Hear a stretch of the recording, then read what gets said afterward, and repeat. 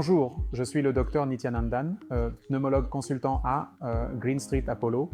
Aujourd'hui, je vais parler de la BPCO. Alors, qu'est-ce que la BPCO? C'est la bronchopneumopathie chronique obstructive.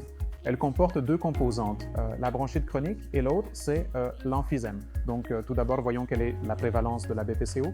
Donc, la prévalence de la BPCO est estimée à environ 7% dans le monde. Alors, comment les patients se présentent-ils avec une BPCO?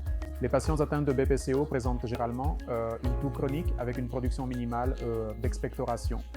À mesure que la maladie progresse, les patients présentent un essoufflement. Dans les cas graves, les patients présentent un gonflement des jambes et également une insuffisance respiratoire. Alors, quelles sont les causes de la BPCO? La cause la plus fréquente est le tabagisme, qu'il soit actif ou passif.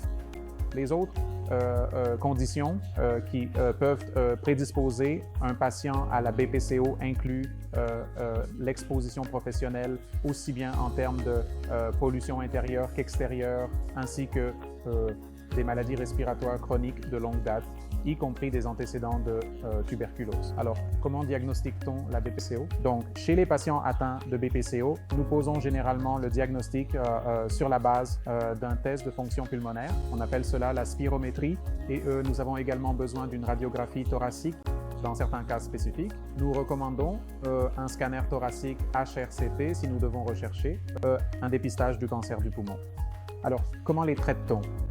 Donc en fait, le traitement commence par les inhalateurs.